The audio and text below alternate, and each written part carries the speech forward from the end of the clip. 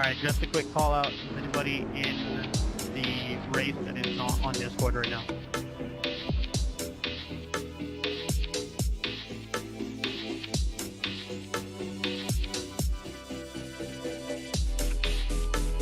If you guys are not on Discord right now, please join in on the Discord into driver's meeting channel.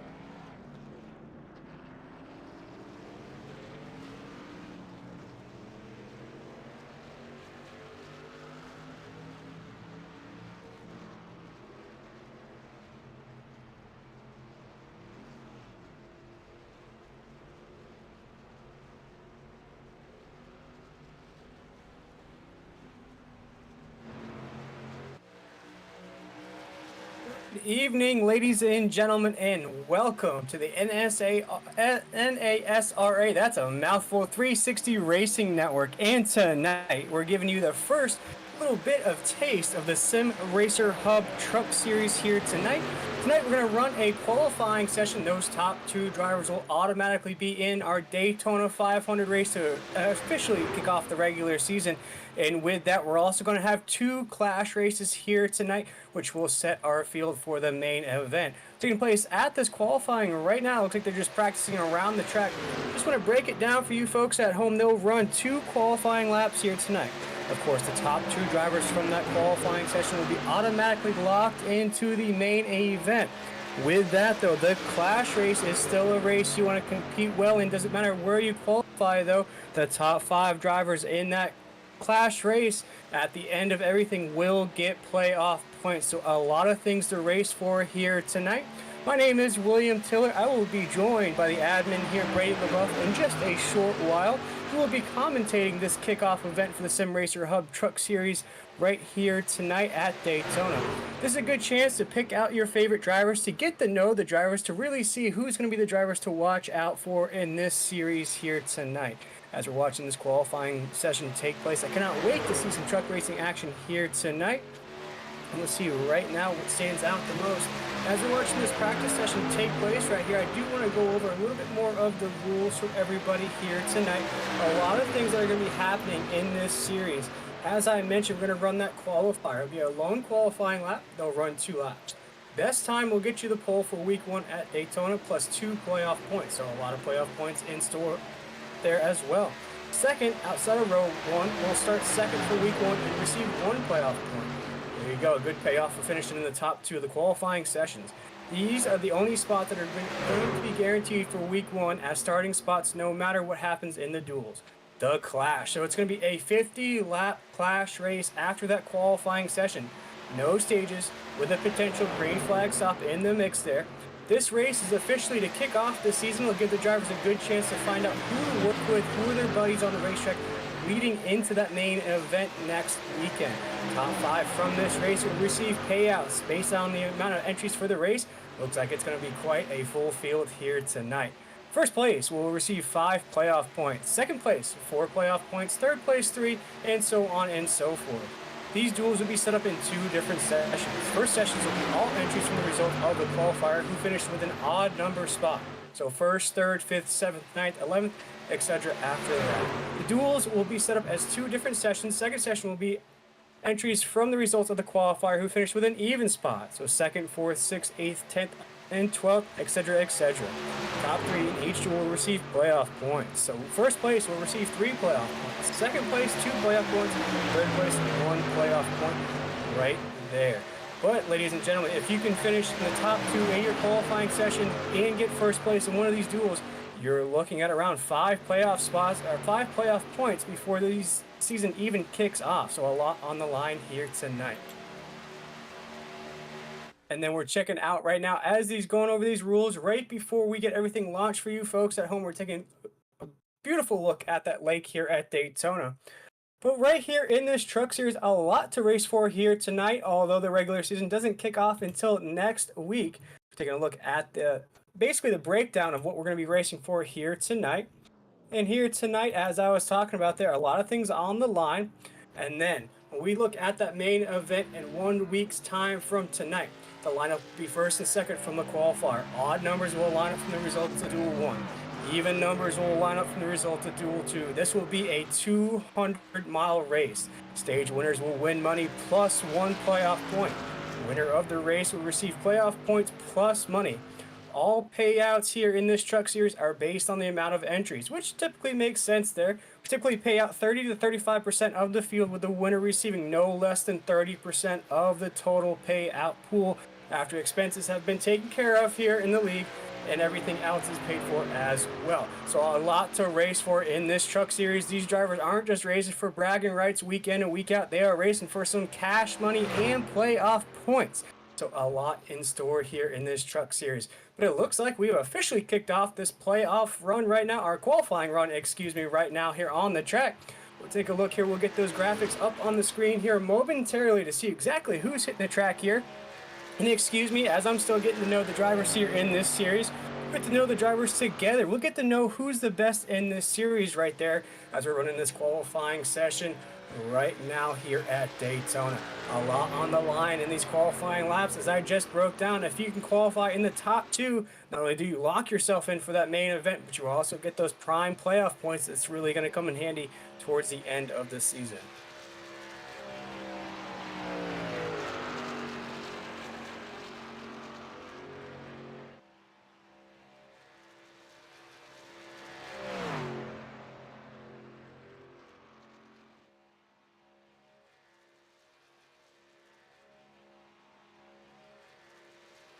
Taking a look here right now, these drivers are taking these laps, and once we get those graphics up on the screen for you, we'll be able to see what these lap times are so far. There we go. That's our Sim Racer Hub information right at the top of the screen coming in right now, and we'll see who's at the top of the grid so far here tonight here in the Sim Racing Hub Truck Series. Again, a lot on the line in these qualifying sessions. You want to make sure you get a good run in, not only for your starting spot in that main event in 1 week's time, but you also want to start off pretty good in the Clash, because as mentioned, you can get 3 playoff points here and then even more in the Clash races. So you can head into the first event of the season with 5 playoff points. Take a look at that grid so far. We have Hess at the top right now with a 52-12. Allen right behind him, very, very close behind him, if I may say. Right now, Hutchinson in that number 90 machine is right there in third. Blanchard is actually tied for third right there with the same qualifying time. Wiley's right there as well, and Daniels is right there on the mix as well. Now, taking a look right now, if you see on the bottom of your screen at home, ladies and gentlemen, you'll see the yellow and green lines right underneath the driver's name on your screen. What that shows is that if they start hitting a purple bar on their screen, they are besting the fastest qualifying time right now. But as you see these drivers in that green, they're just running good laps right now. Still, Hess has got a 52-12 at the top of the board. We'll see what's going to ensue right now as more drivers take the track.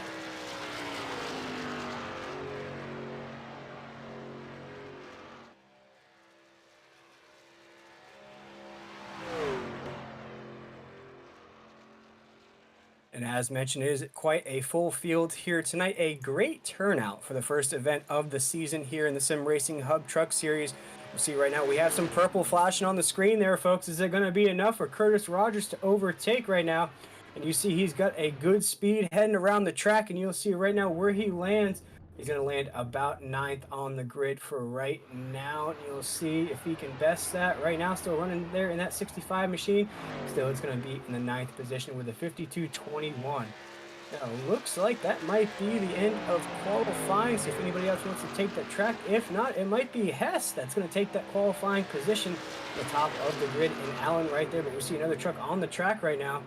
Still, it's very close at the top of the grid, just 0.4 of a second at the top. We have a 52-12 and a 52-16 at the very top of the grid. So very, very close indeed for these trucks here tonight. Let's see what the preferred line is. Also in this qualifying session, looks like a lot of the drivers are taking that inside lane around Daytona here.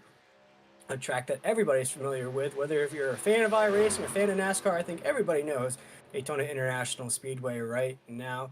As we see right now, it's still Hess at the top. See this driver right now taking the track right now. See if it's enough. It's not going to be enough, but still a good position. And as mentioned, the duels will be broken down into even qualifying numbers and odd qualifying numbers. So duel number 1 will be odd, duel number 2 will be even. So doesn't matter where you run in this qualifying session, you can still get a good go in that duel race just after this qualifying session here tonight. And we'll see right now who else can knock off Hess at the top of the board right now. Still doesn't look like anybody has anything for him right there with a 52-12. Essentially flew around the racetrack in that 86 machine.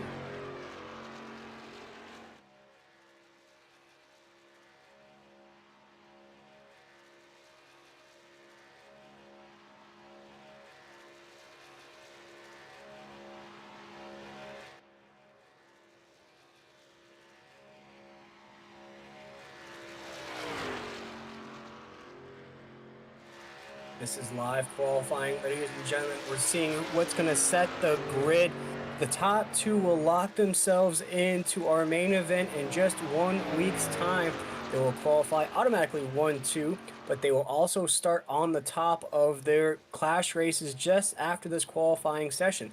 And a lot on the line also for these qualifying spots. Not only do you lock yourself in, but you get playoff points as a payout as well. Locking yourself into that clash, you'll be starting off on the top of the grid in that clash as well. So for those top two drivers that are very at the tippy top of this grid right now, they will essentially start first. You'll have Hess starting first in his duel, and Allen starting first in his duel as well. But it looks like with just a few trucks left to take the track, those might be the times that will hold at the top.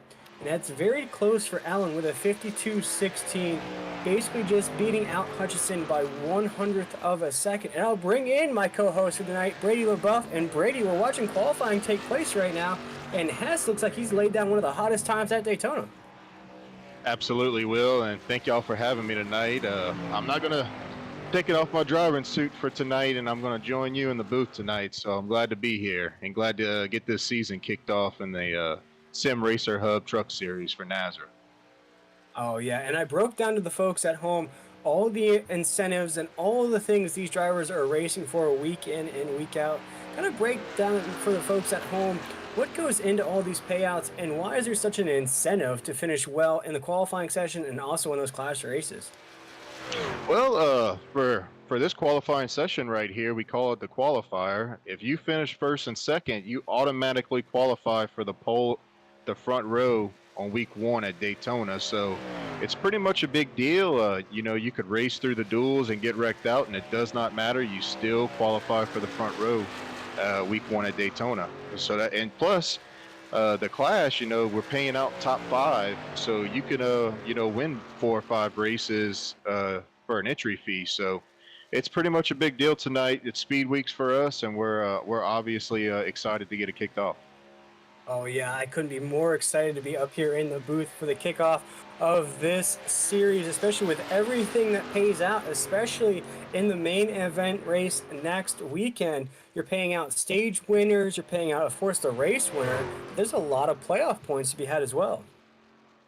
Yeah, we kind of experimented this with our Friday night truck series this season that we're currently in. That season's the last race. This Friday night.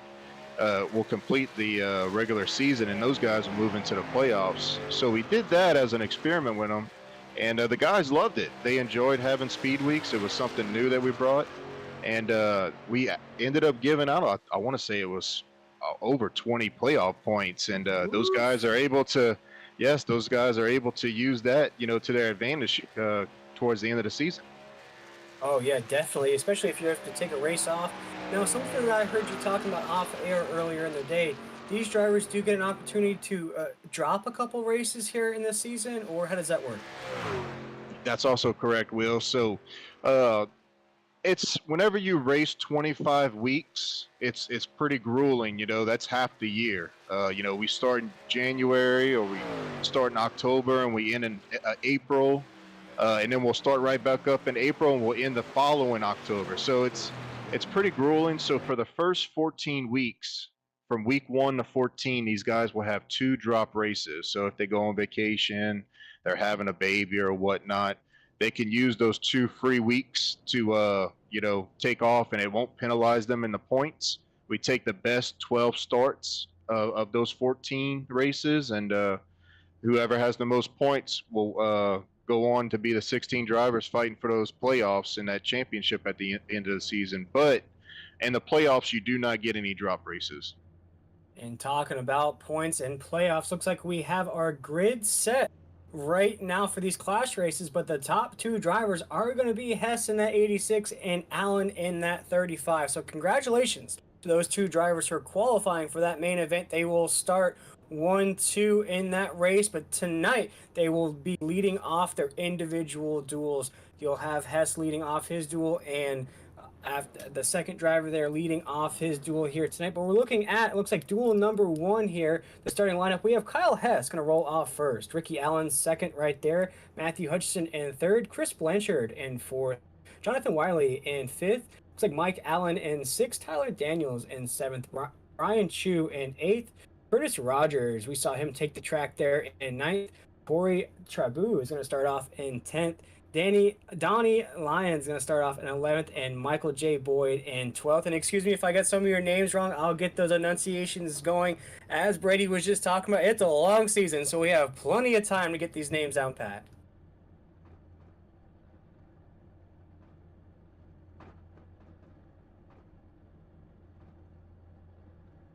And Brady, I'll ask you before we roll off here in duel number 1.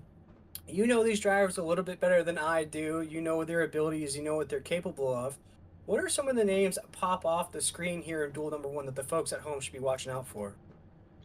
Oh, well, I'll tell you like this. I know I might sound a little bit biased right now, but Kyle Hess in the 86 getting that pole, I'm really, really proud of him for doing that. He's definitely a good one to watch. Christopher Blanchard, he's another good one to watch. Jonathan Wiley, he's a good one to watch. And Brian Chu, don't count out that 51 tonight. Yeah, we'll keep an eye out on all those names here tonight as we're flashing that starting lineup for you here on the screen. See a few more names down the grid right there. I know Raul Meza is pretty good as well in that 37 machine. I know him from a few other series. And we see Dan Matthews down there in the 22nd position. Zach Hardwick down in the 23rd. See Ron Hunter in 19th. Tristan Rogers in 20th right there. Travis Bertzer is going to be in the 18th position right there. The 18th position. Then Brandon Broadfoot's going to be right there as well. It's a full field here tonight. Brady, how many entries do we have in these dual races and these qualifying races as well? They got 30 people in here tonight, and it's really a good showing to have 30 guys that's willing to commit to it. I know we have more than that signed up, so it's good. It's always good to see 30 guys in here. Yeah, a full field indeed. Now, Brady, looking at the rules here, it's going to be all the drivers from the qualifying session in just one 50-lap race, right? We're not going to separate it into two duels, or is that what we're doing here tonight? No, we're going to do the duels next week. So the next week's broadcast, you'll see duel 1 and duel 2. This is kind of like just the clash, the pre-race before we kick off, the season. So it should be fun. But next Friday night, you can catch the duels on NASCAR 360 Racing Network. Oh, there we go. I'm excited for that here, Brady. But the green flag is in the air for the clash here to kick off Speed Weeks here at Daytona in the Sim Racing Hub Truck Series here live on NSARA Racing Network as our leader is going to take us down to corner number 1.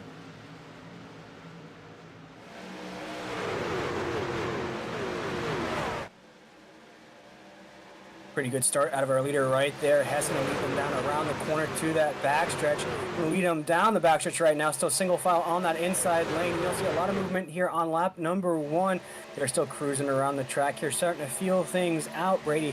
Now it's talking about how this is a good indication of some of the names that will pop off the screen, how these drivers will race Daytona, and how they get a feel of these trucks. As you already see a driver to the outside there in the 3rd position, you're starting to see these lines starting to build up as well as the inside lane is going to carry them around 4.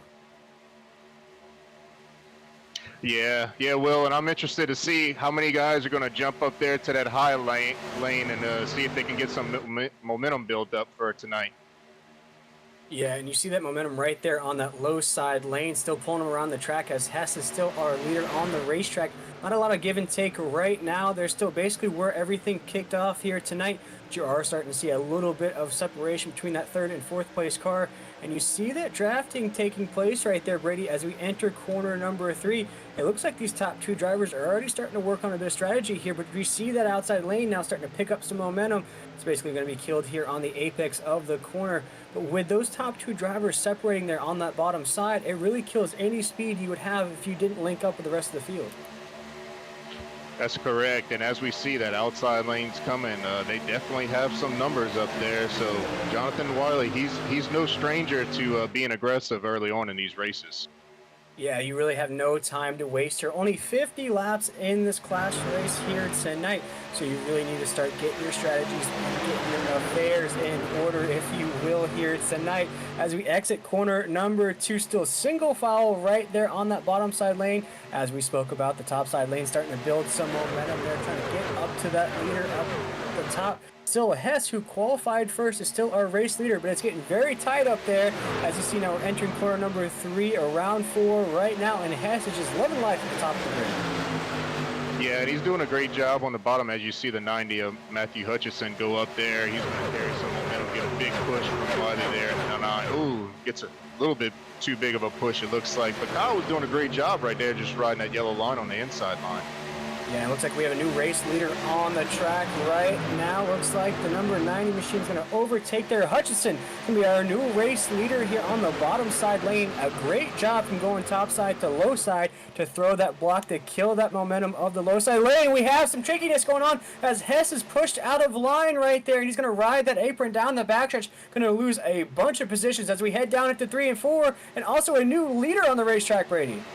Yeah, Jonathan Wiley, he made it all the way up there to the front, and back to Kyle Hess pulling out a line right there. You know, he doesn't really have any teammates up there, so anybody to really work with, anybody that's familiar to him, so he's probably just going to go to the back and ride it out for a little bit. And anytime you see those guys on the outside lane, one of them or two of them, tandem, whatnot, they come up and then one of them comes down and they'll check up that inside line, and that's what you saw there. Everything kind of checked up and they lost the momentum, and that's what led to Jonathan Wiley and Ricky Allen in the 35 able to get up there and take the lead. You see Wiley right there now on that low side lane. It looks like to me, Brady, the top side is almost like that Grand Central Station train. You want to take it to get to your destination, and once you get there, you want to go low side and ride that low side lane. And you see it happening once again. That top side lane has the momentum. Uh-oh, you're starting to see a car get stuck right in the middle of the lane. That's not where you want to be at a truck race like this here at Daytona. That's what I like to call the danger zone lane there, Brady, because nothing good happens in the danger zone. Either you bounce off another driver or you lose a ton of positions if you get left in the middle. That's correct. And I couldn't make out, but we did have a truck back there that kind of like was scraping the wall a little bit, but he's still going. But yeah, I mean, it's kind of I guess musical chairs, you should say, right? You know, you get the momentum on one lane, you take the lead, you come down, you change lanes, and you do it all over again, right?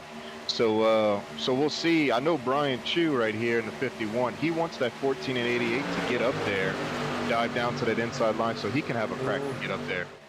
And right in front of them, we saw a truck try that middle lane for just a split second and realize, no, the water's too cold. I'd rather stay on the beach right here. As he did, he slid back up on that top side lane. As right now, we're practically drag racing down to corner number 1.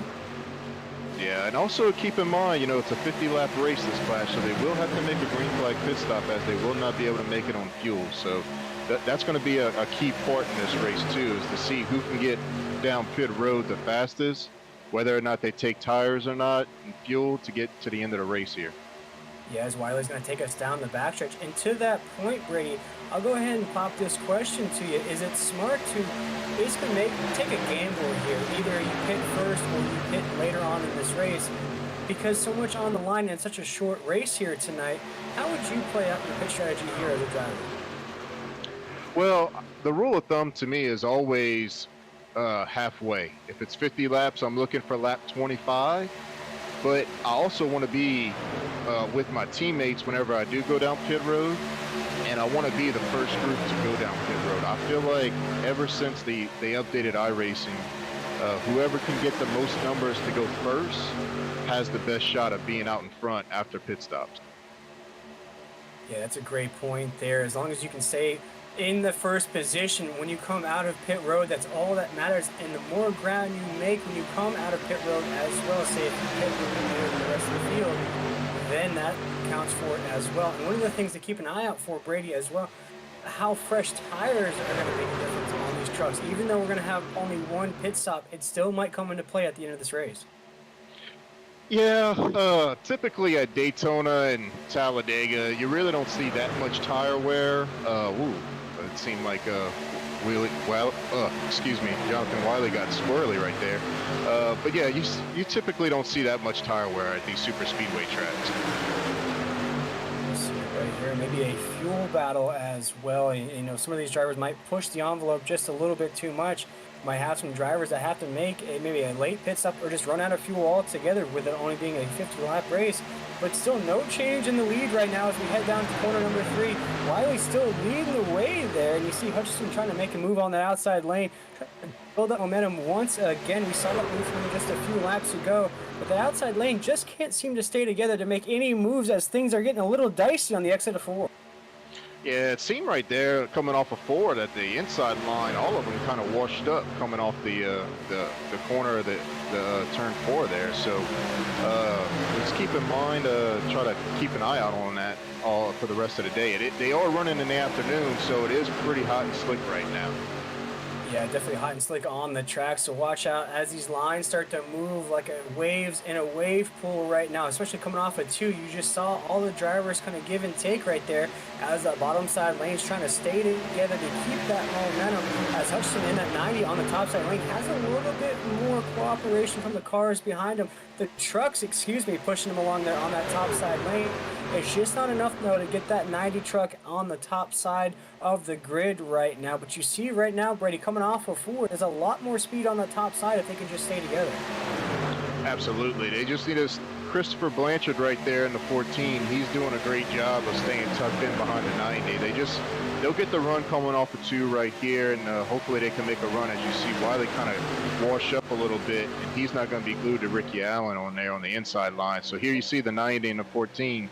I can't really get locked up to him really good, but I think that was a good opportunity right there that they kind of passed up on. And you see what happens when you lock up with the truck in front of you, as we just saw an awesome point of view of the 35, pushing Wiley there. Practically had that nose under the back bumper here, as we have a wreck right on the entry of 3. A big wreck there on the apex of the corner. A lot of trucks involved. And Brady, that might be our big one for the night. Yeah, there's a lot of guys involved in that. It's hopefully it's not too much damage to where they'll be able to continue. We're gonna have to keep see who was all involved in that. Yeah, we'll have to check out this replay here. We'll see. Looks like the 24 machine gets loose there on the top side of the corner. Were we 3 wide for a minute there? It's hard to tell, but it looked like that 24 was already sideways there on the apex of the corner. Ooh, it looked like maybe a truck was on the middle lane there. That 24 didn't realize that truck was in the middle side, and just the 24 tried to come back down, and that truck was already in that middle lane and just clipped that back fender.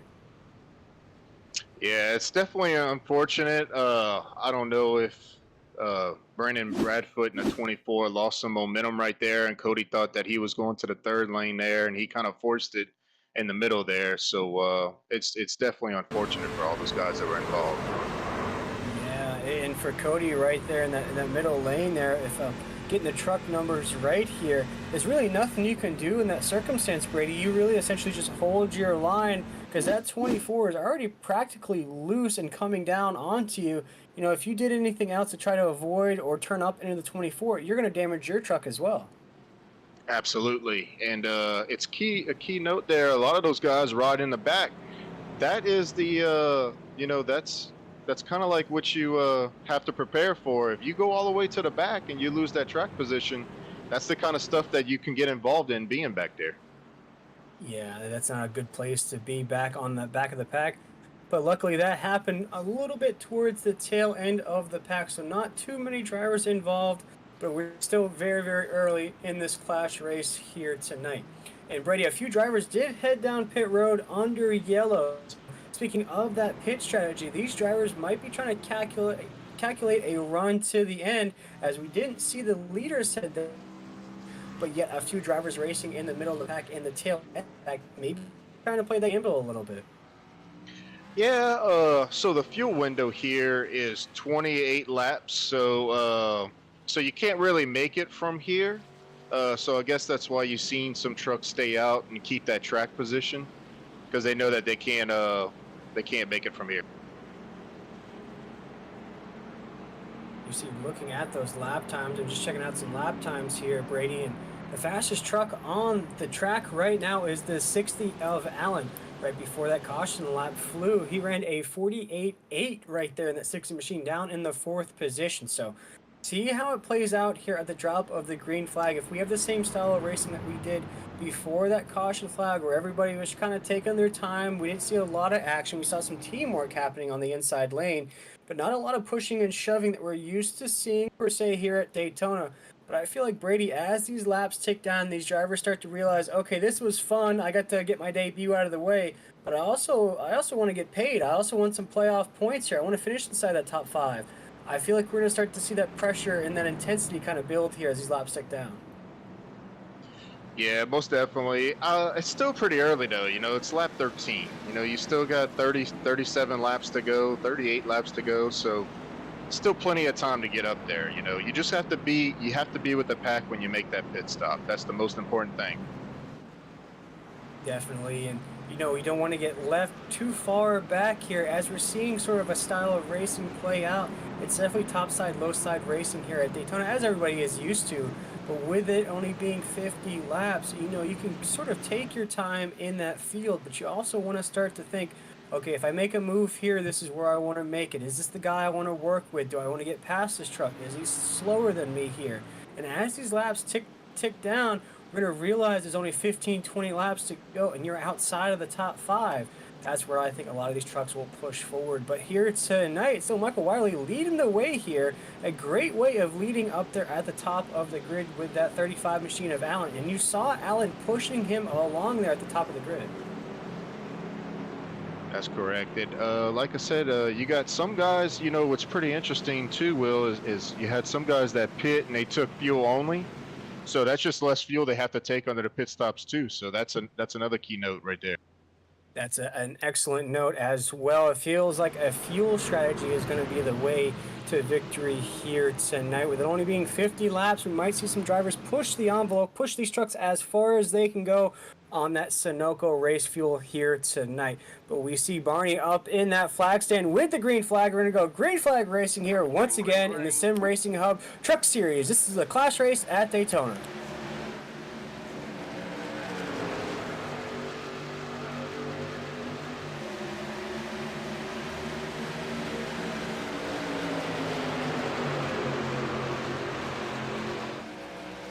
And as we come into the apex of 1 and 2, Michael Wiley still our race leader. Watch out for that slow car on the apron. Looks like everybody knows the truck is there. Oh man, it gets tight off of 2 as Michael Wiley had a little bit of a moment there where he got into the middle lane, realized I don't want to be here anymore, and dropped back down to Allen. And then that third line, it looks like Hutchinson's going to block that inside lane on the entry of 3, our new race leader on the track. Yeah, that's Jonathan Wiley, Will. But I know you're going to have some time to get used to these guys, but I know you're going to get used to them. But that's Jonathan Wiley and Michael Allen behind them. Gotcha. There we go. Sorry, Ricky Allen. See, there we go. We're all tongue-tied up here, Brady. It's the first race of the season. Absolutely. We'll get there. As you see right now, they are back up to that front position. Don't worry, guys. We'll get your names down. You keep racing like this here in the Sim Racing Truck Series. We'll definitely know everybody's name here, as Hutchinson thought he had the lead there for a split second, but Wiley and Allen made that move to work back up to right where they belong there. 1-2 on the grid as they are now leading the way down to corner number 3. Yeah, and these guys are squirrely, man. They're dancing around a lot. I'd like to get them just straight and just, pushing one another. But they're definitely dancing and swerving around right now. They need to calm down for a second. You know, still plenty of time to go. Yeah, starting to feel out different air bubbles, start to feel out where that draft is coming from the best. But you see there, Brady, here as we go into the corner, that 35 is not letting up on the back bumper of Wiley. That 35 has been pushing Wiley now since the start of this race. You'll see it now as we head towards the backstretch right now. That 35 is going to lock himself right on that back bumper and push him down the backstretch.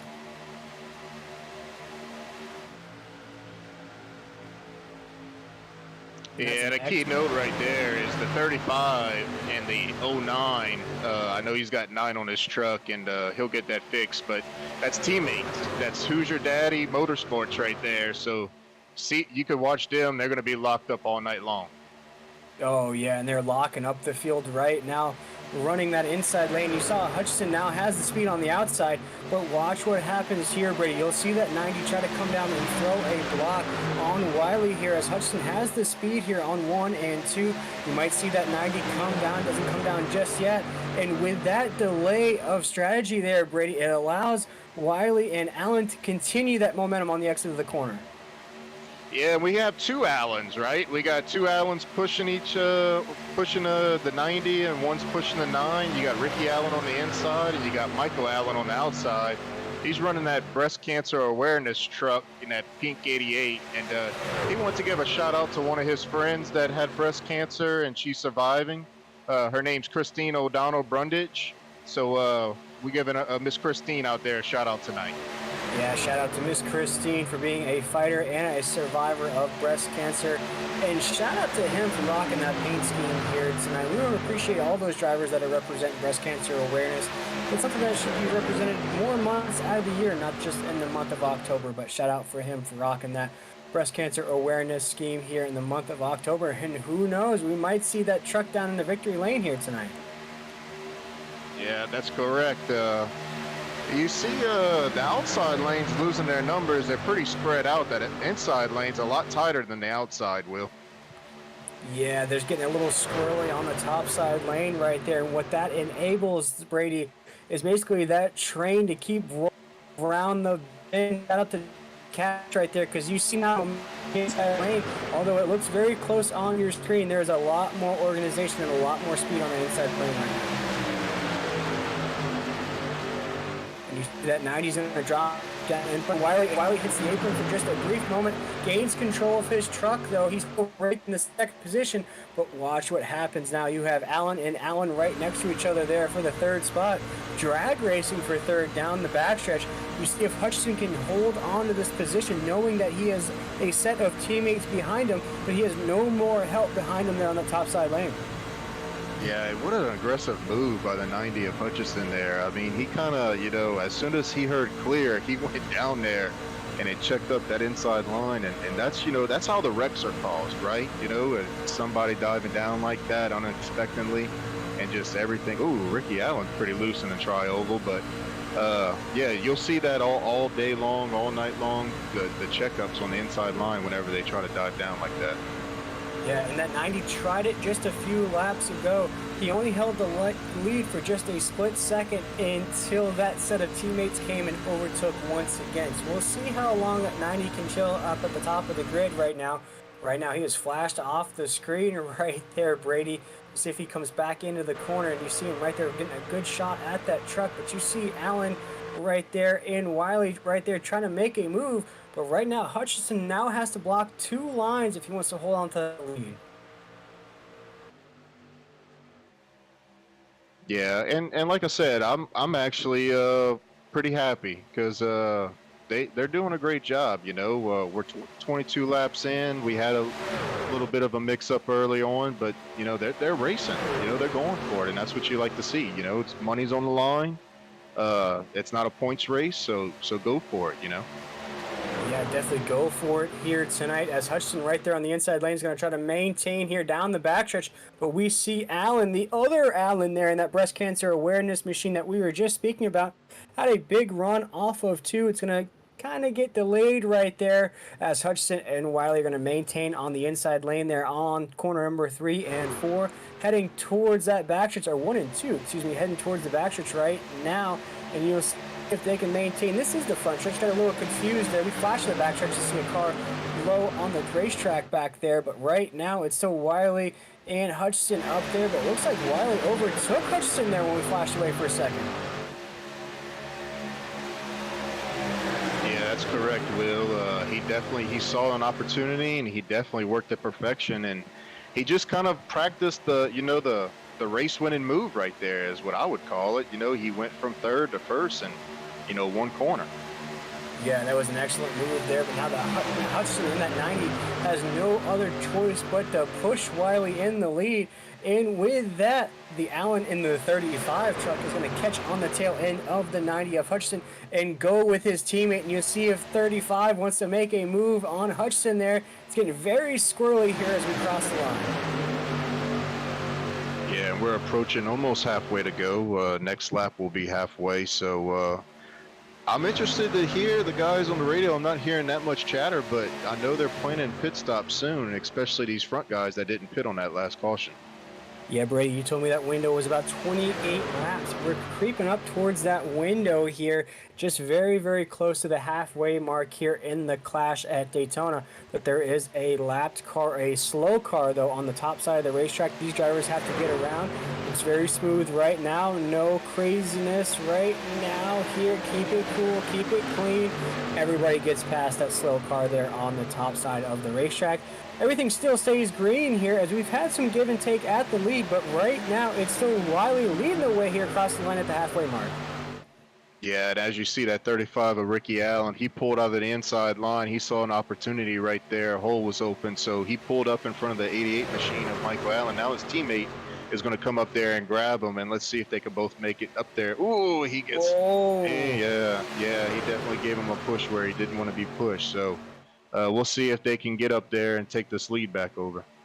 And you see now Wiley and Allen are on the top side. We have Allen and Allen there on the top side lane, but they make a move back down to the bottom. That's an aggressive move right there. Looks like Allen's going to maintain that 35. He was sideways for a minute, though, Brady. That could have been disastrous for the rest of the field. Yeah, and man, I think the caution's out right there. The 31 spinning back there. Woo. As we take a breath and look at this caution flag on the racetrack here, only our second on-track caution of the night. Yeah, that 31 just tapped the apron just a little bit. Once that thing hits a 90-degree angle and you do a complete stop, that's when race control usually throws the yellow flag. Yeah, and that was the 35 of Ricky Allen. He I don't think he knew he was clear or not, and he definitely checked up that inside line, and it's just accordion effect, right? Third, fifth, seventh, ninth, they all just start hitting the brakes, and those guys running back in 13th don't know that, so they hit the back, and it looks like it just got around on them right there.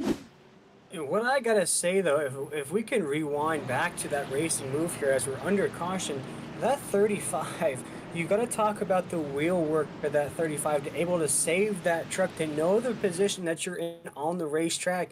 If he got loose just a little bit more there, Brady, or tapped the apron just a little bit more, he would have went sideways, and that would have been positions 4th, 5th, 6th, 7th, and 8th, all the way back would have been involved in that. We'll take a look now at this replay here. You see he comes down onto Hutchinson at 90, and he's on the apron right there, Brady, and he's having to control that truck right there, and he barely saves that hit. Yeah, and great job by, Hutchinson and all those guys for, they had to check up, and I think it's actually surprising that they had a truck that was spun sideways and there was no damage to anybody. You lock them up, you go get you another set of tires, and you're still in this thing, right? So just interesting that there was nobody involved in there, wasn't as much damage as there could have been. But now we are starting to see some of these drivers head down pit road here, Brady. We're just at the halfway mark here on lap 25, 26. And if you think about it here, Brady, this might be the last pit stops of the night. Now, my question to you, Brady, if we're getting towards the end of the race and say you're on maybe the end of your fuel tank, do you maybe head down pit road if we have another caution here at the end of this race, or do you take that gamble and stay out under caution? No, so if I was in the truck, I guess what I would do is I would come down. They only have one extra set of tires tonight, so I would come down and take both. I would take that set. I would fill it up to the top because I know I can make it from here, and I would just run it the rest of the race, whether they had cautions, late cautions, a caution 5 laps from now. This would be the stop, the money stop, you should say, and I would take that pit stop and just be done with it. Yeah, it's a good idea for me as well. No more pit stops. You tell the pit crew, go ahead and pack it up. It's time to just race this thing out here at Daytona. And Brady, as we've reached that halfway mark, if you want to remind the folks at home, what's on the line here tonight in the Clash? Yeah, so top 5 is going to get money, and first place is going to get 5 playoff points. Second's going to get 4 playoff points. Third's going to get 3. Fourth's going to get 2, and fifth's going to get 1. Those guys that qualified earlier for the qualifier. Kyle Hess was first. I believe Hutchinson was second. Those guys are automatically qualified the front row for week 1 at Daytona. And they also get, Kyle Hess will get 2 playoff points, and Matt Hutchinson will get 1 playoff point. And speaking of Hess, and I appreciate you breaking that down, there's a lot on the line here tonight in the clash. Hess has essentially just disappeared from this grid. I'm not seeing inside the top 7 or the top 10 right now. We'll have to take another look at where he is on the racetrack, because he started on the pole position there with an excellent qualifying run. And we saw what happened to him where he had to pull out a line that he hasn't been able to recover at all. Yeah, I'm not too sure what's going on with Hess. I saw him just on pit road a while ago, but I know he's moving because I see that he has 90 miles an hour he's going, so we'll definitely have to keep an eye. I know he's actually coming back on the track, and I don't see that he's a lap down or anything, so might just be having a little bit of connection issues or whatnot. But yeah, he's on the backstretch, so he's still in this thing. Yeah, and as a driver, Brady, do you kind of take a deep breath, a sigh of relief, knowing that you've qualified already for the main event? You've already locked in your spot for that main event as well. Do you kind of not take this race with the same amount of intensity as you would if you didn't qualify, or is it still pressing the pedal to the floor? Well, you know, it's a non-points event, so it's, to me, this is especially when you're with a new group. You know, everybody's new here. It's a league race, so it's all about figuring out, you know, who you can push and who you can work with, you know, for the duels and then week 1. So it's just getting familiar with everybody.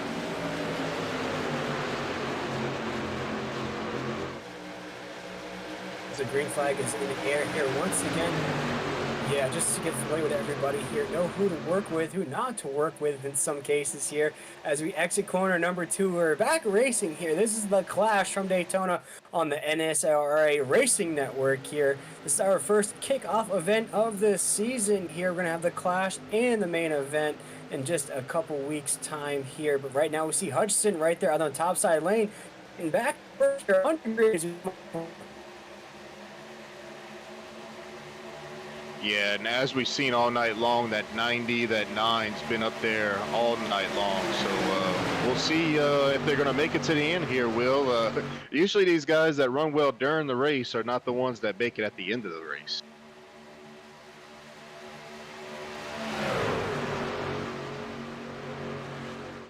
Yeah, and you see it bunching up right there. You see Hutchinson get a little sideways right there. They're racing down the backstretch here, down into 3.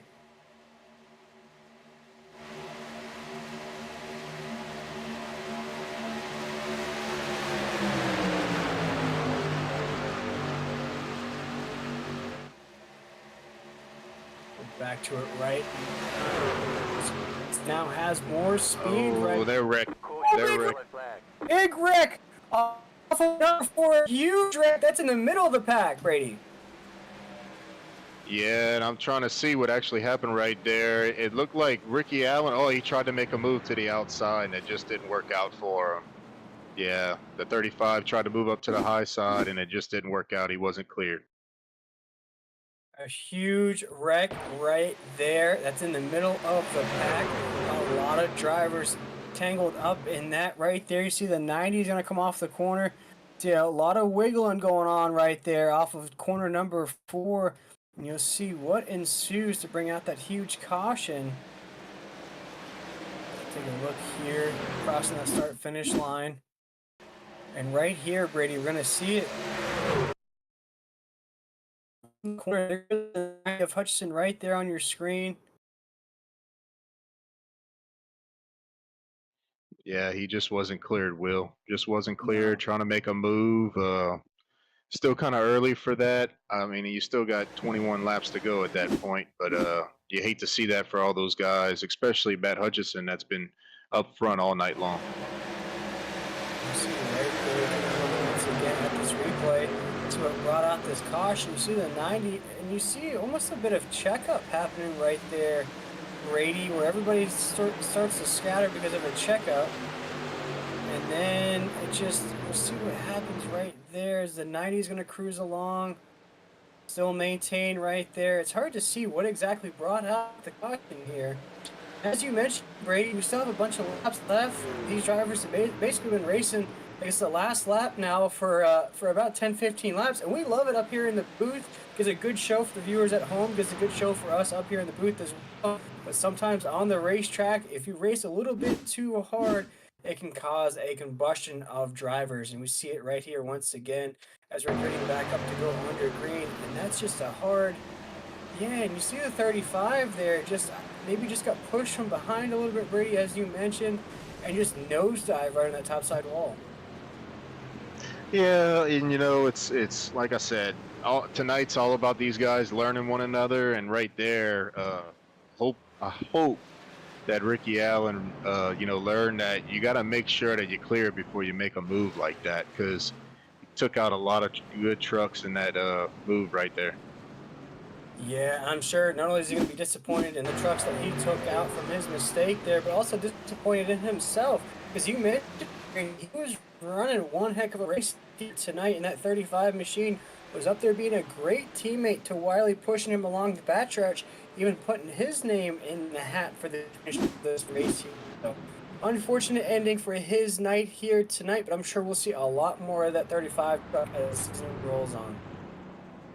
Oh yeah, and there's who's your daddy motorsports is showing a lot of speed for this class, so I'm sure this is going to carry over for the duels and week 1 at Daytona and the super speedways for the rest of the season. So keep an eye on those guys. Now, Brady, as we count these laps down, we're going to go back under green here momentarily. What's going through these drivers' heads right now as we're down into basically the crunch time of this race? I'm sure there's still a lot of laps left. But as a driver yourself, what are you thinking about here on this restart? Is that going to happen again on the next lap when we go green? But no, seriously, I'm gonna speak for other people, which is never a good thing. But I'm saying that probably top 10, top 12 right now is thinking like, hey, I got to position myself to be here at the end. So I'm going to be aggressive and I'm going to try to get to the front. And then you have the rest of the field behind 12th place that's saying, man, we just had a big one. I'm sure those guys are going to be a lot more aggressive on this next green flag run. So I'm just going to hang out in the back in hopes for another caution. That way I can move my way up for track position and, just let those guys take each other out. So it's kind of a hit and miss deal. You never know when the cautions are going to fall. But it could happen at any lap, so I think you have a split field right here. Yeah, split field indeed. You want to make sure you get a good run going on here after this green flag drops. But as Brady mentioned, you don't want to entangle yourself in a mess just in case anything like we just saw ensues again in the middle of the pack. You want to position yourself typically inside that top 5 right now as we count these laps down. Those are the 5 spots that will get paid here tonight. They'll get playoff points as well. So that's essentially where you want to be when that checkered flag flies. But we're awaiting the drop of the green flag right now as the pace lights are off of the pace truck. We're going to go green flag racing here. Once again, this is the clash here in the Sim Racing Hub Truck Series right now as Wiley's going to take him to corner number 1.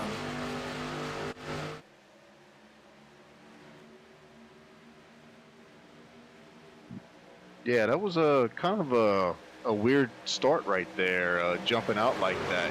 Those guys are going to get a run. As you see the 51 of Brian Chu getting a run on the outside, and he needs some help. He doesn't have it right now, but that 99 truck of Charles Keller Jr. is going to come up and give him a shot. But yeah, you'd never want to be that far out there, Will, on a restart. No, and Chu, although he's in that huge run right there into the corner, like you said, Brady's going to lose that momentum onto 3 and 4 right there. Maybe his best move is to go down both sides, and he does just that. Right behind that second place truck right there. Right behind him just for a minute. It's getting entangled there on the front stretch. Very tight as we cross the start-finish line as Wiley's going to take us down to corner number 1. Oh, the 99 gets turned right. Oh, no.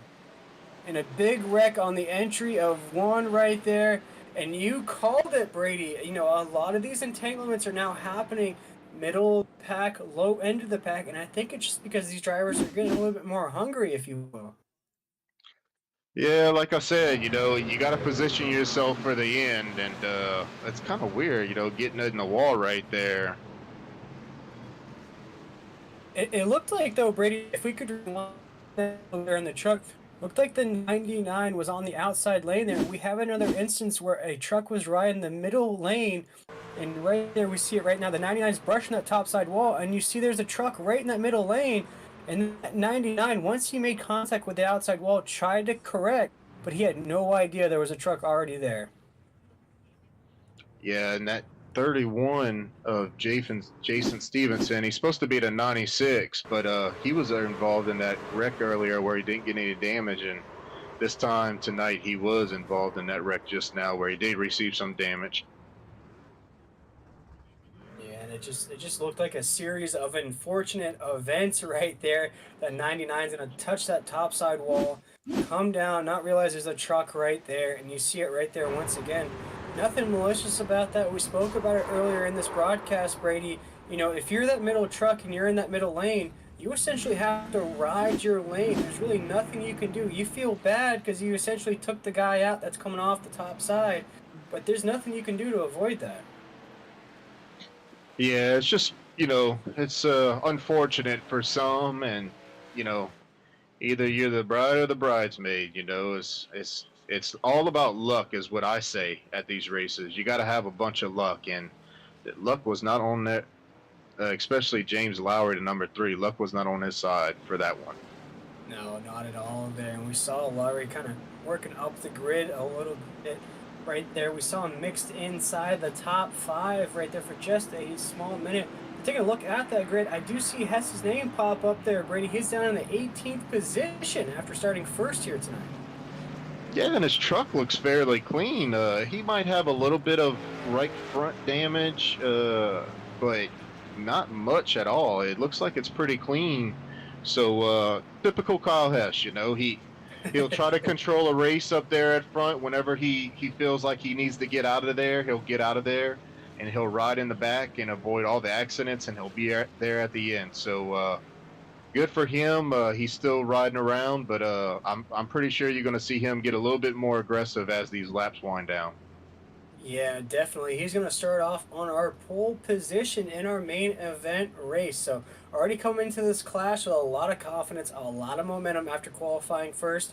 We just saw the smallest mistake out of him to start this race where he had to pull out of the line. And I really do think if he was still in the mix there, Brady, we'd be calling his name out a lot here tonight.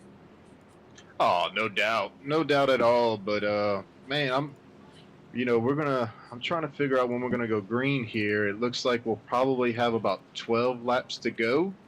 So if you thought they were pretty aggressive the first 37 laps, just wait these last 12. Oh yeah, if you thought your heart was racing in these little bit of laps that we've run here tonight, just wait until it counts down here. We're going to see even more action here in the Sim Racer Hub Truck Series right here. This is the official, unofficial start of the season right now. It's the chance for the drivers to basically get to know one another, basically show their stuff before we get into the real racing in just a couple weeks' time, Brady. And as we're counting down the laps here, what are some of the things that are standing out for you here as we wrap up this Clash race? I'll tell you what, Jonathan Wiley, Michael Allen, Brian Chu, Curtis Rogers. I mean, we've been talking about these guys all night long. All night long they've been up here.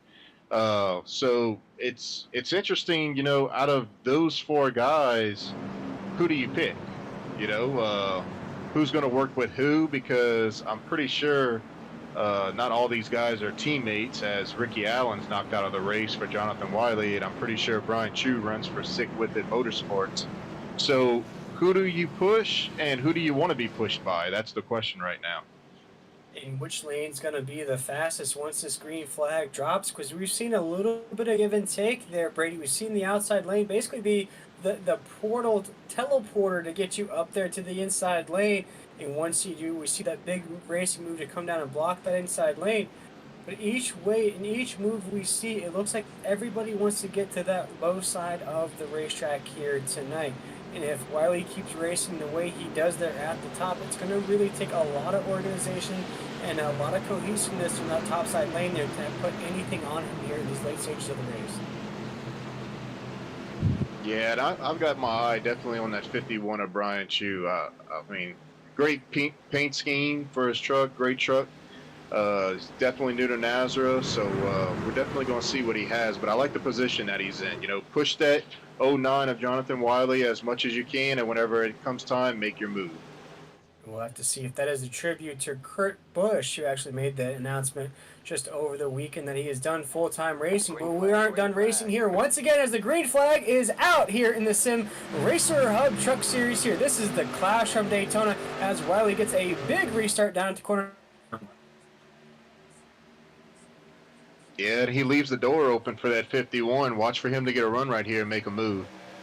And there goes Chu right there. He's going to follow him around corner number 1 and 2 right here on the exit of 2. You see if he does make that move, Brady, here on the exit of the corner. He thinks about it, though. He is going to make a move to the outside right there. He does have some help on the outside lane. He's going to push him just along down in there, but Wiley gets a push right behind him. It's going to be enough to maintain as we enter corner number 3. Yeah, I mean, that's just typical, you know, restart, inside line gets a run, guy in second's going to make the move to go to the outside, but they kind of stalled out a little bit. We'll see if they can get some momentum up here going to the trial. We'll take the lead.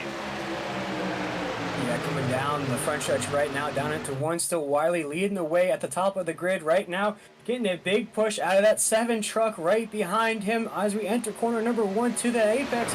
Looks like the top side lane is organizing just a little bit. That is led by Chu right up there, and that Monster Energy machine right at the top of that lane.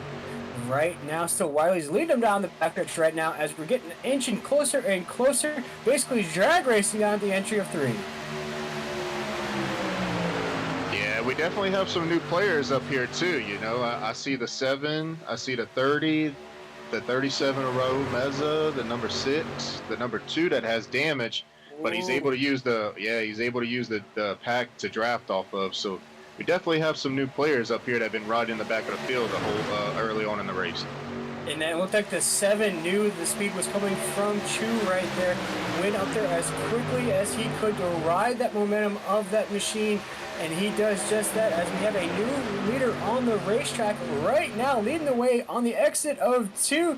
That is the 7. It looks like I'm going to say Trabu. Is that right there? Like LeBoff, like Trabu? Is that a little bit of a French, French last name there? That's what I would go with. That's what I'd definitely go with. Right now, we'll get to know his name a lot if he keeps racing the way he is racing here tonight. So trying to hold on to the top spot here tonight. We are drag racing on the exit of 4 side by side. It's still Chabu to that start finish line right now, and now he's going to go down and block that lane. He's doing an excellent job of blocking both lanes right now on the entry of 1.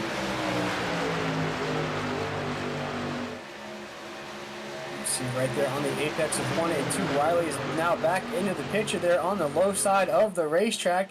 You see if he has anything, there is a slow car there on the apron of the backstretch. They are going to all avoid that right there. And right now it's still inching down the backstretch right now, down into corner number 3. See if Wiley's going to ride that momentum down into the corner, and he does just that as we're door to door on the apex of 3 and 4.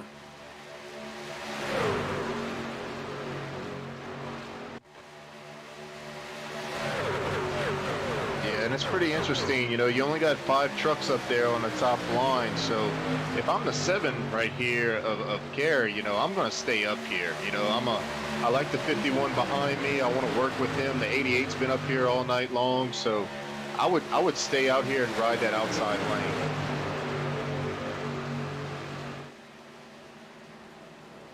Yeah, and you see, oh, big wreck! Big wreck there on the exit of 2. A lot of drivers entangled on that. A huge impact from a lot of guys right up there. A few names we've been calling out here tonight are entangled in that. Man, that is disastrous here towards the end of this race. Yeah, and I believe that was the 22 right there that took it 3 wide, and it looked like everybody was kind of squirrely right there, and they just got tangled up.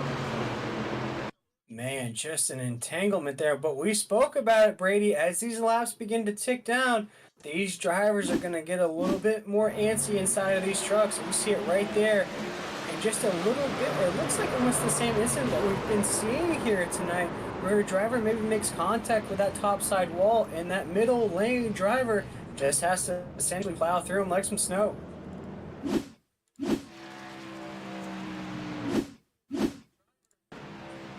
Yeah, and you just hate it. It would have been nice to have seen them go that next 8 laps, under green and fight for it. But a lot of trucks, it looks like, got taken out in that one. So it should be a short field going to the end right here. Yeah, as we get ready for the end of this Clash race here tonight, Brady, who are going to be some of the sponsors here in the Sim Racing Racer Hub Truck Series? I'm sorry, we'll say that again.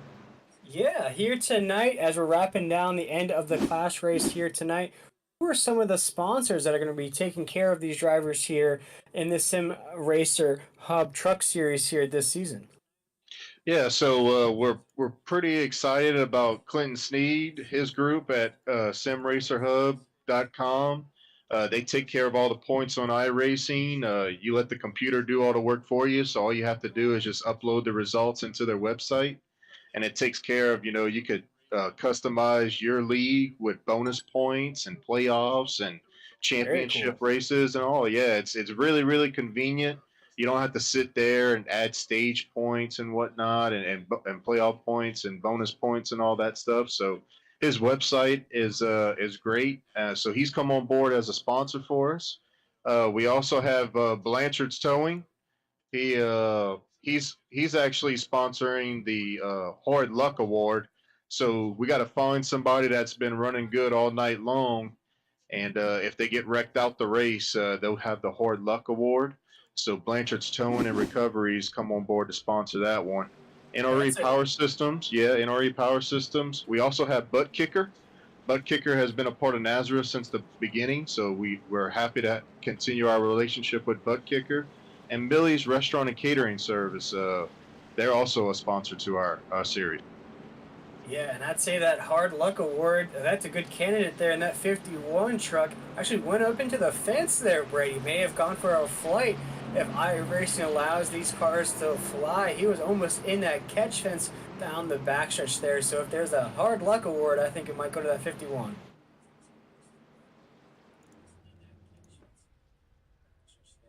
But once again, we want to thank all of those wonderful sponsors for taking this ride with us here in the Sim Racer Hub Truck Series. It's going to be a long season, as Brady mentioned here. This is just officially the kickoff event here in this truck series. This is the Clash race. We'll run the main event in just a couple weeks' time. And Brady, some of these names that are already popping off the screen for me, some of the drivers, Wiley's race really good up here.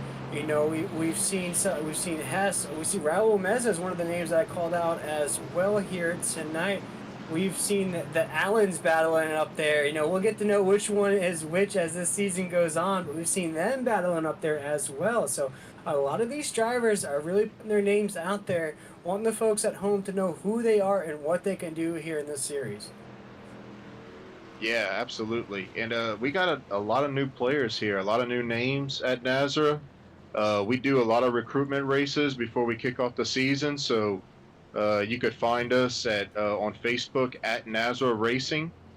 You could also find us on YouTube for Nazareth 360 Racing Network. You can subscribe to our channel and find our races on there. And you could also find me on Facebook, Brady LaBeouf. Just contact me if you're interested in joining. Yeah, I mean, this is one heck of a series, Brady, and you do a great job across the board. This is not only the only series that you run, there's also a Cup series. There's all sorts of series that you can find under the Nazareth banner. But here tonight, this is the kickoff of the Truck series here. We've seen high octane action all here tonight, and as these laps have ticked down, a few of the more drivers have gotten a little more antsy inside of the cockpit of these trucks. We've seen these caution flags now start to build up a pattern, but with 5 laps to go, Brady, I think everybody at home wants to know, what are the overtime rules? Yeah, so there's 2 attempts. We across the board on all our series, they get 2 attempts at a green-white checkered. So if they go past the lap 50 mark, there'll be 2 attempts to finish this race.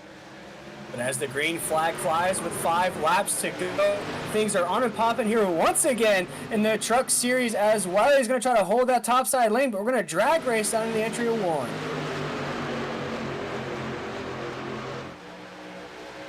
So drag racing on the apex. You see Raul is going to get his name in the mix as well on that 37 machine. You cannot miss him on your screen. He's rocking that lime green race car here tonight, or that truck, excuse me, right there. As you see, the 37 is trying to find his move on the backstretch right now. We're counting down the laps here with 4 laps to go on the entry of corner number 3. We are side by side. All the top 4 drivers are side by side, door to door right now, Brady, on the apex at 3 and 4.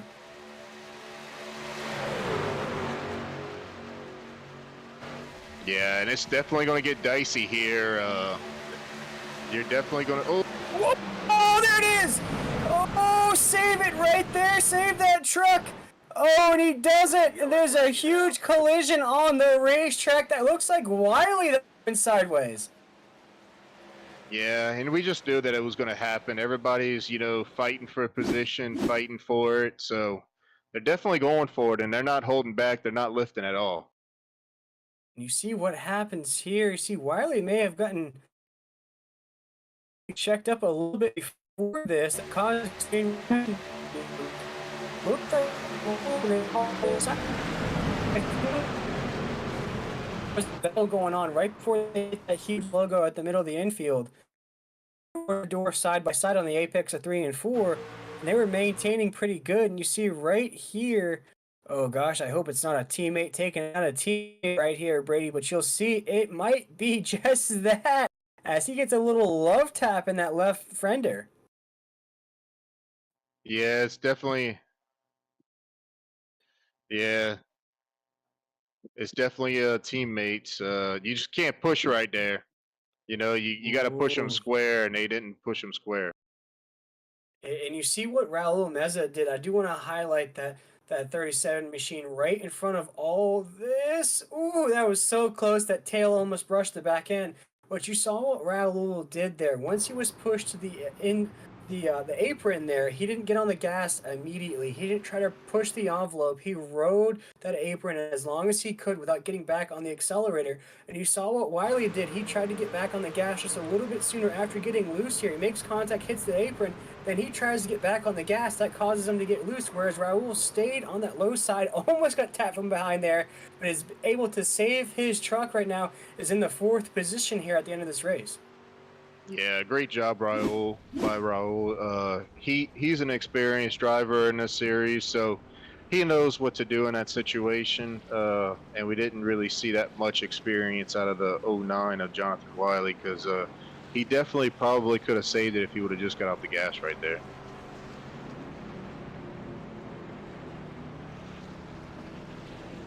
Yeah. A little bit. But what happens sometimes when you hit that, essentially that ice on the apron there, and you try to accelerate through there, that's when the car starts to slide a little bit from you. And in that situation, with as many cars that were coming up behind Wiley there, when you start to slide, that is not a good thing. As you saw him touch that topside wall, and it just created a combustion of chaos behind him once that happened. But checking back in with our pole sitter right now, that's Hess. We're taking a look at that 86 machine right here, Brady. And right now we'll see him on the grid, trying to work himself back up the grid here tonight. Essentially, he qualified first. He's locked into the main event. Here tonight, he did have that little bit of a hesitation where he pulled out of line. But still, as you mentioned just a little while ago, Brady, that truck looks fresh and so clean. Absolutely, and this will go into overtime, so this will be our first attempt at a green-white checkered. So 2 laps, and you're done. So we're definitely going to see these guys get really, really aggressive, as they have been all night long. Yeah, and I kind of take that back just a little bit, though, Brady, because if you look at the front of that truck, it does look like there is a bit of damage there on that grill. That's all right for Kyle Hess. He is locked in for that main event. But back up to the top of the grid right here, Brady. I mean, we're going to have quite the race to close this out, and some of the names we've been calling out for the entire night aren't even in the mix for the win here. Yeah, I think I need to go buy a lottery ticket for speculating that early on in the race. But That's true. yeah, but you know, as long as your truck's running, you know, it's still under power, it's rolling, it's got all 4 tires still on it. Anybody could win this race right here. But I think what you, yeah, I think what you really predicted as well is Rogers is right up there in the 3rd position on this race. That's one of the names you told the folks at home to watch out for here tonight. Has been relatively quiet throughout tonight's race, but now has that truck in position where he could sneak up on that inside lane or outside lane, whichever he prefers, right up there, and maybe snatch this victory away from those 2 drivers at the top of the grid right there. And he has quietly just worked through all the chaos, worked through all the wrecks here, and now has that truck in contention. But here we go, ladies and gentlemen, we're going to get this overtime. We see the pace lights are off of the pace track. We're just waiting for him to pull off momentarily as we head down the backstretch.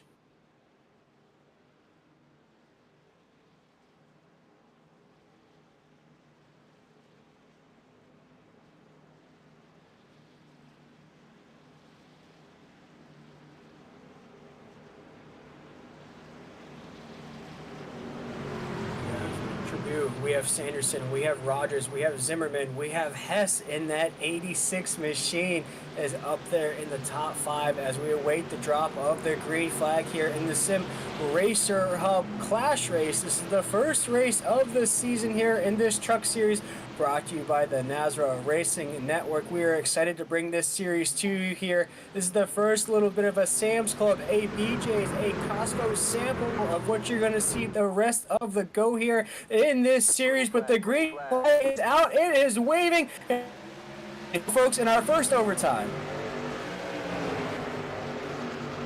Yeah, the 7. As you see that, those guys, yeah. Yeah, hang out there on that top of the field. Yeah, they're filtering out there. It's strange to see on that restart, Brady. What do you think may have happened there to cause that separation? I don't know if the 94 didn't get up there through the gears or whatnot, but he's falling back pretty big. Right there on the exit of 2, looks like a little bit more tight there as we head down the backstretch. Still, it's that 7 truck. They're trying to block the top side lane. We're gonna go. Oh man! No! And a big wreck there. Still gonna stay green though. Looks like just 1 truck involved as that truck's gonna slide down into the grass right on the apron. Nothing else is gonna ensue as we're gonna go to the white flag here on the front stretch. That's gonna be that 7 truck right up. It's gonna take the for the world the clash.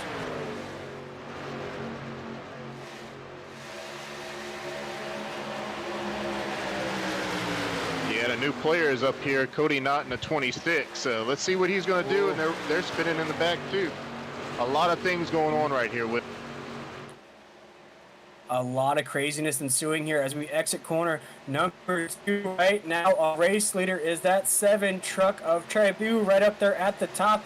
But he has not right on that back bumper. We'll see if we see a move right here on the entry of 3. So if he tries anything, there goes Raul Meza for 3rd spot right there. 3rd entry or the exit of 4. See if everything maintains. See if not makes a move. He just a big block out of the 7. We are 3 wide momentarily right there. It's going to be a drag into the finish. Going to be the 7 that wins the race here with Raul Meza working his way up to 2nd. Yeah, great job right there by Kerry Traboon. But man, Kerry wins that race, but the 37 and the 26 are teammates, and they both went for it. They did not help each other out. So I would hate to be in a team meeting after this race. And knowing Raul, he was calculating that move at the end, coming off of 4. He was going to ride that momentum and possibly have a photo finish at the end. It was very, very close, but Trabu gets the win there in that 7 truck. basically worked himself up there about the halfway point of this race. And once he did, he solidified that position inside the top three. Never really let up in that 7 truck. And you see that finish once again. That 37 of Raul Meza was coming with a lot of speed. I'd say another lap or two, that 37 could have made the pass, but you see how close that finish was here. And this isn't the regular season yet, Brady. We're already racing for photo finishes. Yeah, it's a great finish right there. Definitely a great way to kick off the Sim Racer Hub Truck Series. Great showing for these guys. There's a couple of things, everybody could work on, but at the end of the day, Kerry Traboon was there at the end, and he definitely took the victory. So great Yeah. job to him. In a smooth victory it was. It must build a lot of confidence heading into the official races of the season, especially the way he was able to avoid some of the chaos up at the top. He avoided the teamwork that was ensuing up at the top, as well as the teammates struggled. We actually lost all the teammates there at the top of that grid there, Brady. And once that really kind of cleared the way for Kerry at the top, Kerry said, okay. And you saw it there on the restart, actually. That 7 truck was blocking both lanes at one time. Great race out of that 7 truck. Absolutely. He had to do what he had to do to get there, and track position was key at the end, and he was there, with 12 laps to go, 10 laps to go, 5 laps to go, and he found himself, we saw tandem racing at the end, which was pretty gnarly, but we Yeah. haven't seen that in probably 10, 12 years, but was definitely interesting, and it was definitely exciting to watch. I was waiting to see what Raul was going to do. And I thought, Cody would make the move on the 7 there before to let Raul know, like, hey, come up and push your teammate to the win. But we've been seeing in NASCAR races, it doesn't matter if you're teammates or not, you're going for the win for yourself.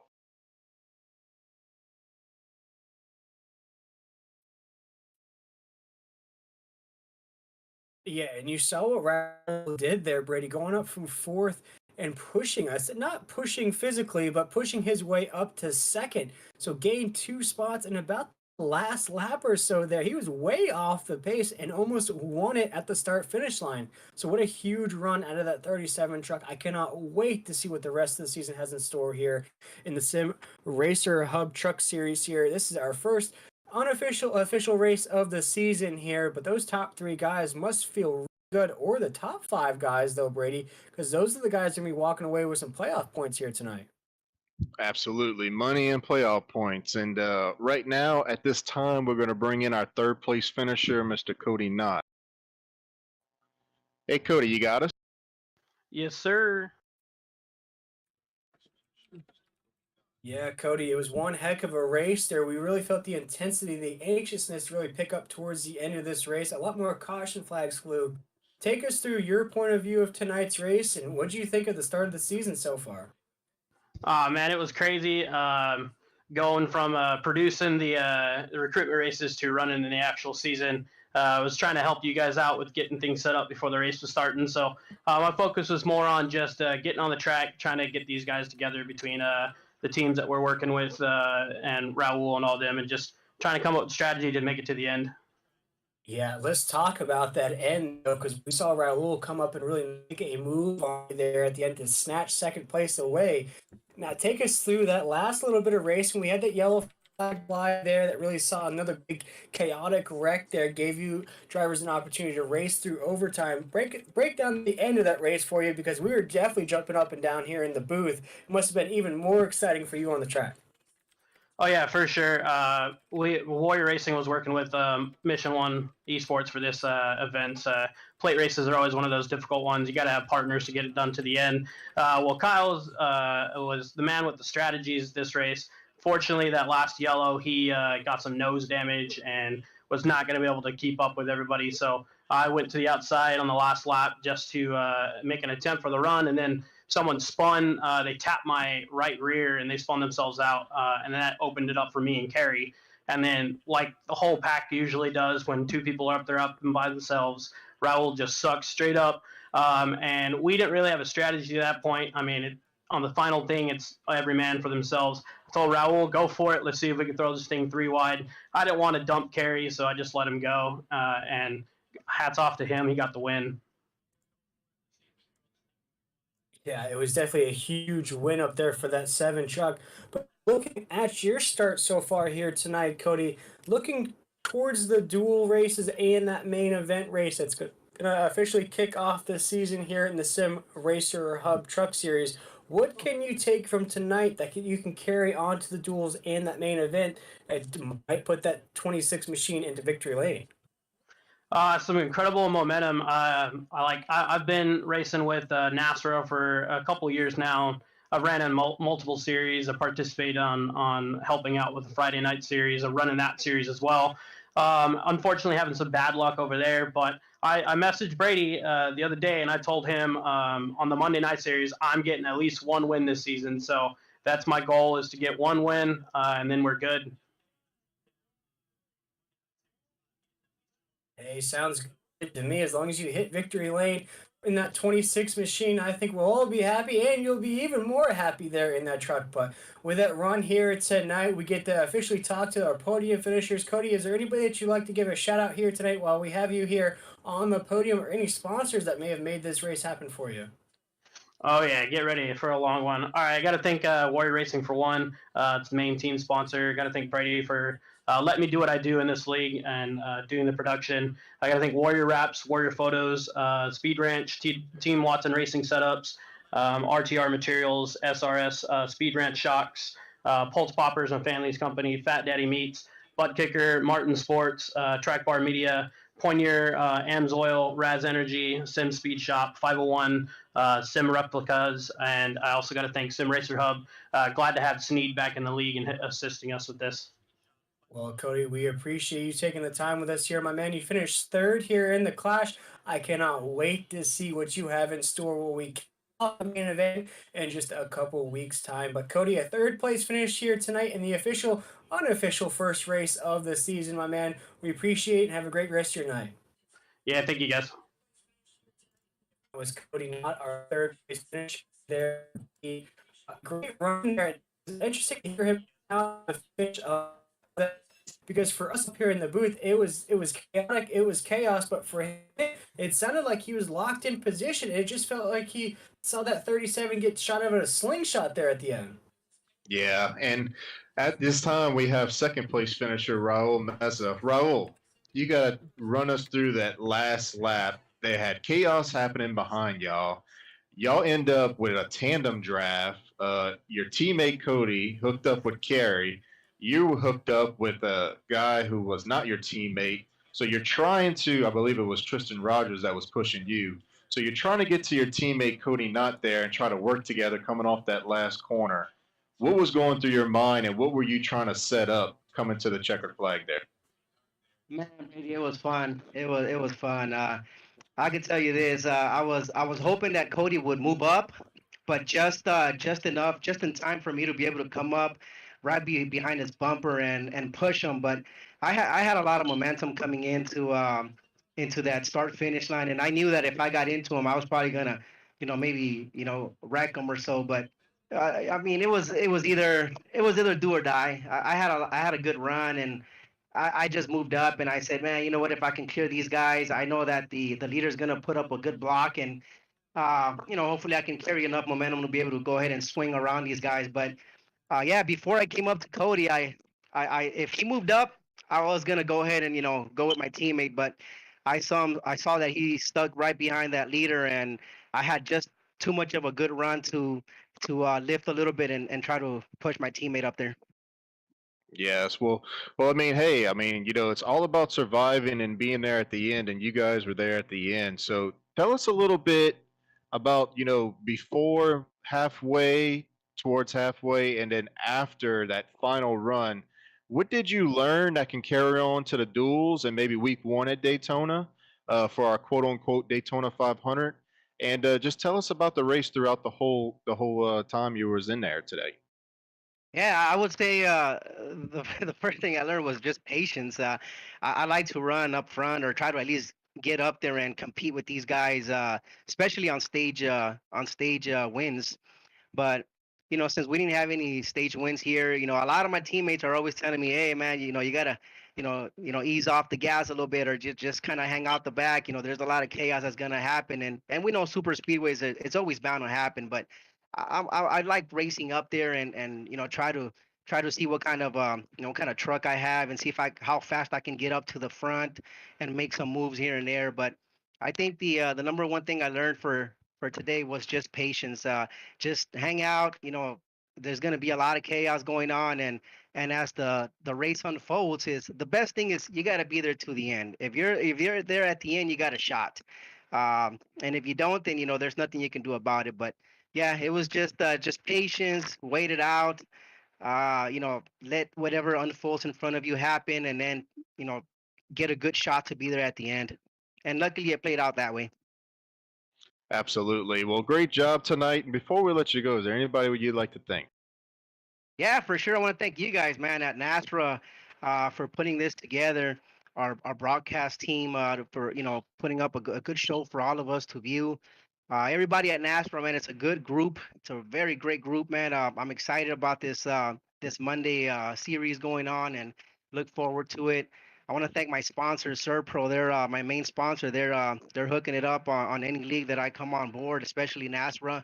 And my teammates, I want to thank Warrior Raps, Warrior Photos, my team, Warrior Racing for sure. All my teammates at Warriors, man, we had a good strategy. Couple of guys got caught up on some situations back there, but thank you guys for sure, man. Thanking NASPRO for sure. Thank you, and have a great night, Ro. We'll keep an eye on you for the duels in week 1 at Daytona. Yes, sir. Thanks again. Well, there was your second place finisher, Will. Raul, he's been in the series for a while. He's typically good at these super speedway tracks, so I would definitely keep an eye on him and that team, Warrior Racing Esports, for the duels and for week 1 at Daytona. Yeah, that 37 really kind of crept up the grid, really wasn't in the mix there until the very, very end, whereas I said catapulted from fourth up to second. But there's one driver that really didn't have any battles here tonight, held on to block both lanes there, saw that 37 in the corner of his eye there right at the start finish line, but it just wasn't enough as Corey, is it Trabu, or are we saying it right? Is there a little French little twirl to your last name there, or I think we're gonna get it down pat if you raced more as you raced here tonight. Yes, it's Carrie Tribune. Tribute, there we go. We got it, my man. Take us through this race here tonight. We didn't see you in the mix up there until about, I'd say, the halfway mark, 20-25 laps to go. But once you did get up there, you were able to avoid some of those other cautions that we saw towards the late stages of the race. And the last couple races, I saw you blocking both lanes at one point. Yeah, I was just going for it. I mean, just working hard, trying not to get caught up in any wrecks. Took a little bit of damage in that first one. The second one sort of kind of made it through it, but had no real damage. I went in the pits and changed my tires and was good to go. But I think I just did not take enough fuel, so I kind of got lucky. Yeah, I would say so there, but the luck is one thing, the driver skill is another. And Corey, in this race, it was kind of like a little bit of a give and take, top side lane, low side lane. Did you have any strategy coming into this clash race here tonight, or was it just getting that 7 out front was your end game? It was mostly to work with my new teammates, trying to adjust to what they wanted to do and everything. We were kind of laying back a little bit. I qualified all right, so I thought maybe I'd just stay around and they would catch up to me, but they started getting picked off left and right. So once everybody was out, I was on my own. So I just had to keep it up front. That was the only way to keep it out of the wrecks. Yeah, and one thing that we've talked about with all you podium finishers here is that last lap action there. We had that yellow flag fly that brought out our first official overtime here in the Sim Racer Hub Truck Series here. Break down that last little bit of racing we saw there, and were you worried about that 37 coming to your outside?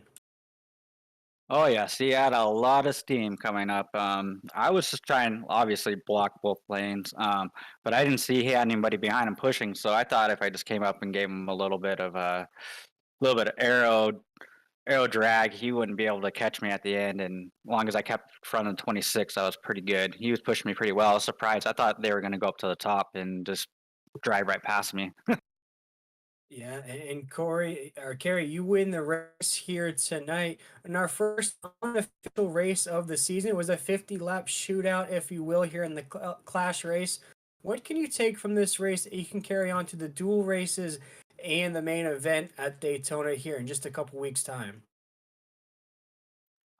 Just basically we're gonna try and stay out of all the carnage. I mean, there's gonna be wrecks all over the place. I don't see how there's not. I mean, there's too many good drivers in this league, not to. But yeah, just try to keep clean and try to do what I did tonight. Just keep clean and just see how my truck works on the outside. I need to work that in a little bit better.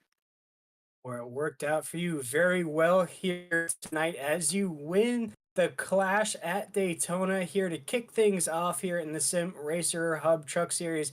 And Kerry, with that race victory, with that podium finish, we love to give you drivers the opportunity to shout out anybody that you might have had watching at home or any sponsors that may have made this race happen for you. All right, first and foremost, I'd like to thank my wife letting me do this league and joining with you guys on Monday nights. It takes a lot for her to let me join and race with you guys. Then I'd like to thank everybody at A&G Compressor Parts, Matt, Greg, Neil, my brother Kyle, and everybody on our team, Hunter Performance Motorsports. Looking forward to really getting it going with you guys this season. Well, Carrie, you are the top dog here tonight. You are our winner at the Clash. A big congratulations from us here at Nazareth. It was a huge victory here tonight. A great show of driver skill. You are definitely going to be one of the names to watch out for here as we proceed along the regular season. But Carrie, go celebrate a little bit here tonight. Get ready for the main event here in just a couple weeks' time. And we appreciate you taking the time and have a great rest of your week. All right, thank you guys. Have a good one. And that was Kerry Charbu right up there. We're going to get his name down, Pat Brady, because if he keeps racing like he did here tonight, I feel like we're going to be calling his name out a lot this season. Oh, most definitely. And that's the growing pains, right, of the league. You got to get all these guys in here racing, committed. The broadcast has to get familiar with all these new drivers. I mean, hey, it's we got 30 plus drivers that's in this series. I know a couple of them didn't show up tonight. A lot of them's getting ready to, go to that Homestead race next week. So we'll get all those guys back, and we'll have some great fields, some full fields hopefully before the season kicks off. And it's just growing pains, and we'll get there. Yeah, we definitely will. But it was a great showing here tonight in the official, unofficial race of the season here in the Clash race. But looks like that field is going to be set with the top two drivers of Hess and Hutchinson right up there. Both those drivers, I would say, to put it lightly, Hess finished pretty well up there on the grid. But you saw Hutchinson get in trouble there towards the end. So those top two drivers that we saw qualify 1-2 really couldn't find their way here on the track once we started racing under the green flag. But other names were kind of tagged up there as well. You see Hutchinson finished down there in the 27th position, a far stretch from what he was racing in that 90. So we'll see a lot of these drivers that may have made a little mistakes and maybe get tagged up in some of these chaos really come into fold here once the racing begins here to kick off the regular season. And like Brady put it there, this is just a good idea to kind of get to know your truck, get to know the racetrack, get to know who you can work with. And Brady here tonight, there were a few names that popped out to me, but there's also a few names I feel like just maybe just didn't have the opportunity to get to the top of the grid, but still have those trucks to win. Absolutely. And hey, those guys might come alive in the duels. Like you go into it saying, hey, I'm going to ride in the back, and you get caught up in a mess. So the next race you say, hey, I'm going to ride in the front and try to get track position so I'm in front of that, not behind it. So it's going to be interesting to see as this all carries on to the duels. Keynote two is all the results from the qualifier. If you were an odd number, first, third, fifth, seventh, ninth, you'll be in duel one. And if you're an even number, second, fourth, sixth, eighth, 10th, and so on, you'll be in duel number two. For the guys that didn't make it tonight, they will be starting the back of the duels that are manually put in for the starting lineup. So I'm excited. I'm excited about the season. I'm excited about the duels and Daytona and Speed Weeks and the broadcast with you, Will, and Adam in the broadcast booth. So I think it's going to be great for us. Yeah, no, I am super excited to continue these speed weeks here in the Sim Racer Hub Truck Series. As we hit those duels, of course, we're going to have a split field, as Brady just mentioned, with the odds and the evens. And then that main event, I cannot wait to start off the regular season here in the Sim Racer Hub Truck Series. With this turnout here in this clash race, we are in for a treat the rest of the go here, Brady. But here tonight, I believe that's gonna wrap things up, if I'm not mistaken. Here, Brady. I think we've touched everything here on the broadcast. It was one heck of a race here in the Clash race. We want to thank all of those sponsors that made all of this possible for us, and Brady will get to know those sponsors a little bit more to call out those sponsors here. Of course, this is the first race of the season for us up here in the broadcasting booth. First race of the season for a lot of these drivers as well. But for everybody here at the NARSA, I think I got it there, NASRA Racing Network here. We want to thank everybody for tuning in here tonight. We'll see everybody back here next Monday night for more of the Sim Racing Hub Truck Series here. For myself, William Tiller, we got Adam Flieger behind the decks there, and my co-host for the night, Brady LaBeouf. We want to wish everybody a great night, and once again, congratulations to Corey Tribute.